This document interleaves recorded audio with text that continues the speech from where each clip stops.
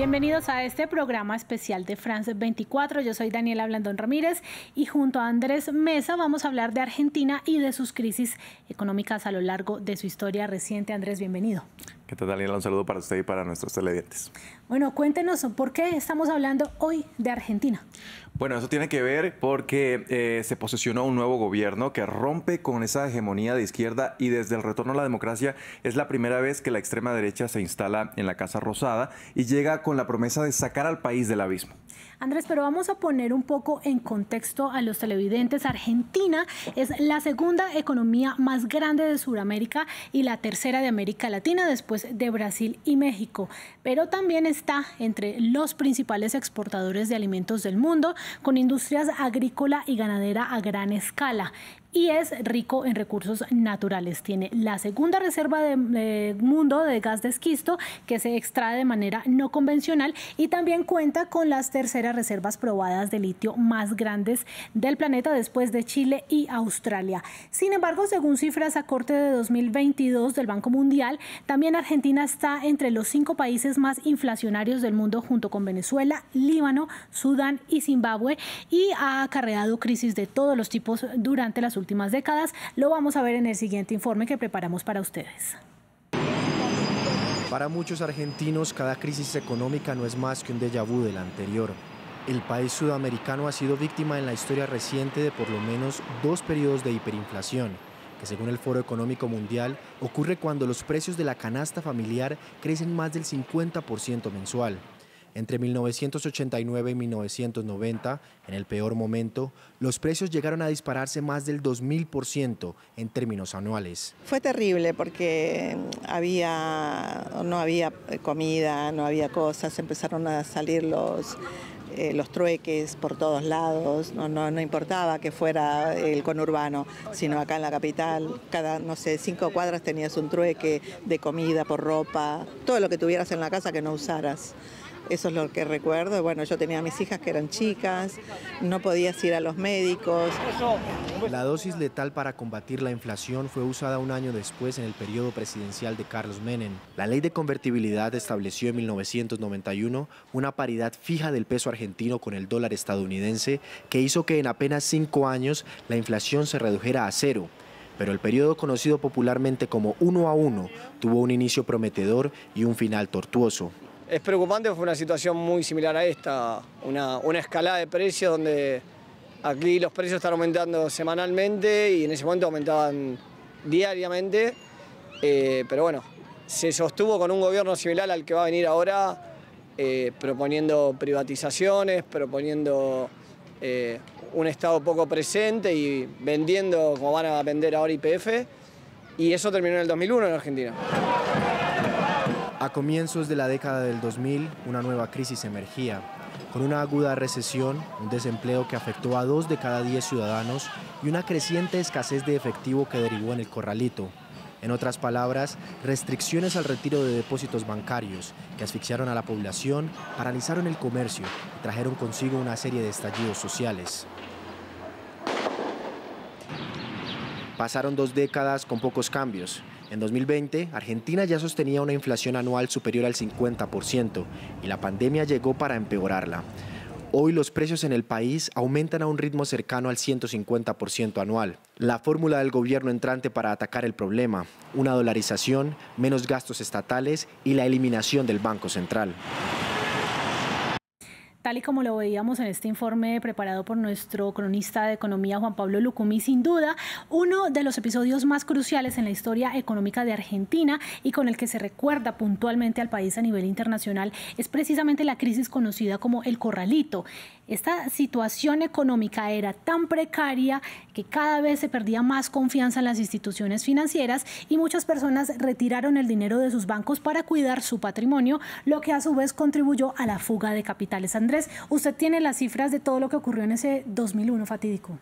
Así es, Daniel. El gobierno tuvo que limitar el retiro de dinero a 250 pesos o 250 dólares, como mencionábamos en el informe, debido a esta paridad por semana, para frenar lo que se conoce como una corrida bancaria. Es decir, que todas las personas lo sacaran al tiempo. Para dar una idea de lo que estaba ocurriendo, le muestro un ejemplo. Según el Consejo Profesional de Ciencias Económicas de la Ciudad de Buenos Aires, Argentina tenía en enero de 2001 el equivalente a poco más de 85.000 millones de dólares en depósitos bancarios. En diciembre, cuando comenzó el corralito, estos depósitos habían caído en casi 20.000 millones de dólares. Andrés, el 3 de diciembre se cumplieron 22 años de ese corralito, pero este episodio sigue fresco en la memoria de los argentinos. Usted estuvo en Buenos Aires, estuvo cubriendo tanto la primera como la segunda vuelta presidencial de las elecciones y habló con varios ciudadanos de cómo recuerdan este momento, este episodio de sus vidas. ¿Qué le contaron? Bueno, ellos nos contaron que cómo recordaron lo que se vivía en las calles, Daniela, en aquella época, y algunos también nos comentaron cómo esta crisis los golpeó personalmente. Vamos a escuchar algunos de esos testimonios.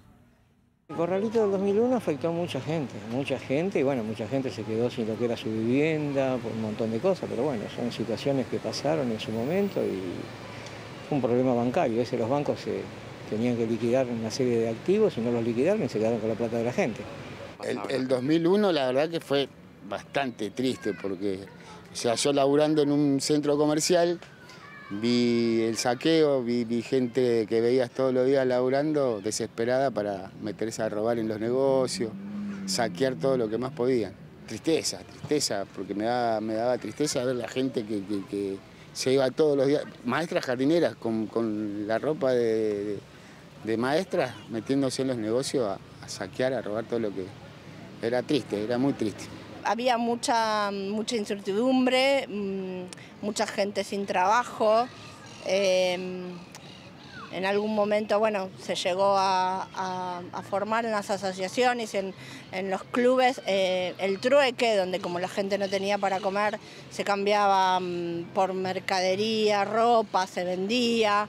Y bueno, la gente, el cierre de muchas fábricas, de muchas pymes, gente sin trabajo.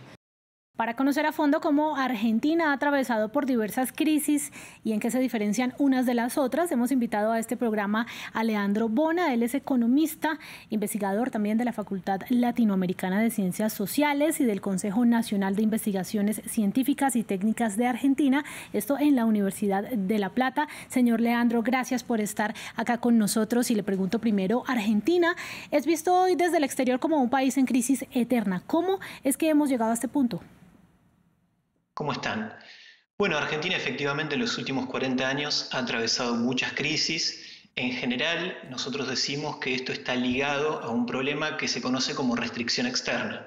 Esto quiere decir que la economía no genera los suficientes dólares o divisas para hacer frente, por un lado, al pago de la deuda externa, por ejemplo en la década del 80, pero también durante la convertibilidad, como se mencionaba recién en su informe, y en la actualidad, o hacer frente a la acumulación de reservas internacionales en el Banco Central, lo que permitiría estabilizar el tipo de cambio. Y a su vez pagar las importaciones para que funcione una economía que en el sector industrial depende de los insumos importados. Entonces, al la economía no generar la suficiente cantidad de dólares para ser empleados en estos compromisos, después, al tener una escasez de reservas internacionales, se dispara el tipo de cambio y eso genera movimientos de precios y movimientos, por lo tanto, en los niveles de inflación. De esa manera, a lo largo de los últimos 20 años concretamente, la inflación retomó como un problema central de la economía argentina, como había sido en la década del 80. Actualmente tenemos un nivel de inflación muy alto y esto ha generado que propuestas que vengan a neutralizar el problema inflacionario sean las más abrazadas por la población. Leandro, ¿qué tal? Los saluda Andrés Mesa. Al mismo tiempo, ¿cómo se explica que un país como Argentina, que es un agricultor neto, rico en recursos, esté en el top de países con mayor inflación?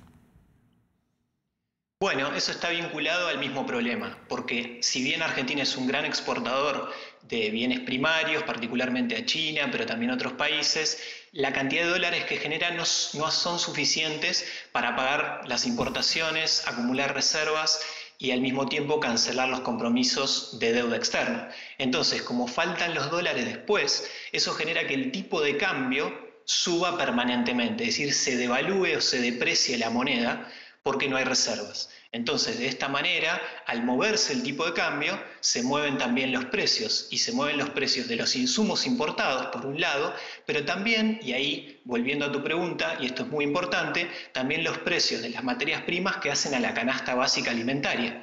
Porque, como la canasta básica alimentaria está compuesta de bienes que Argentina exporta, los precios en la economía local tienden a ajustarse al precio internacional. Y si el precio internacional sube en pesos, digamos así, o sea, se devalúa la moneda, entonces los precios locales de los alimentos acompañan los precios de la devaluación del peso. Por lo tanto, los precios suben y esto genera un impacto no solamente sobre los alimentos, sino sobre el resto de los sectores de la economía. Leandro, estamos hablando entonces de una crisis actual y también de que llega un nuevo gobierno que tiene un programa totalmente opuesto a lo que habíamos visto en las últimas 2 décadas, con la excepción pues de Mauricio Macri en su momento. ¿Qué pueden esperar los argentinos entonces? ¿Hay un modelo viable en Argentina para salir de todas estas crisis? Bueno, si hubiese un modelo viable claro, no habríamos atravesado todas las crisis que hemos atravesado, me parece. Lo que sí pretende esta nueva administración es revertir la situación actual con un cambio drástico, como vos dijiste recién. Entonces, en este sentido, se propone dolarizar la economía, eliminar el Banco Central, disminuir el gasto público, que son un poco contratendencias a lo que se venía manifestando en los últimos 4 años, aunque no así en los anteriores 4 años. De esta manera, el gobierno busca atacar el principal problema, que es la inflación, no tanto el empleo, porque el nivel de empleo está en niveles relativamente aceptables, en torno al 6%, pero sí sobre todo la inflación. Y digamos, el mensaje que se transmitió para bajar la inflación era que lo que había que hacer era eliminar la moneda corriente argentina y pasarse a la moneda de Estados Unidos. Este esquema ya fue practicado en Argentina con un tono muy parecido durante la convertibilidad, o sea, durante la década del 90, donde un peso valía $1, y en ese momento la inflación pasó de niveles muy elevados, hiperinflacionarios, a prácticamente 0. Tal vez el resabio de esa experiencia ha generado que se deposite confianza en esta nueva propuesta. Leandro Bona, economista, muchas gracias por compartirnos su análisis aquí en France 24. Gracias a ustedes. Nos quedaría entonces mucho tiempo para hablar de Argentina, Andrés, una situación económica bastante difícil, un nuevo gobierno que tiene muchos retos por delante, usted que estuvo allá lo puede saber. Así es, Daniela, quedan muchas aristas todavía por tocar, pero bueno, eso ya será en otra oportunidad, si se nos da, y bueno, aquí estaremos informándolo. Claro que sí, gracias Andrés, y a ustedes televidentes también gracias por su sintonía. Quédense con nosotros en France 24, vean este programa y otros en France 24 y en France24.com.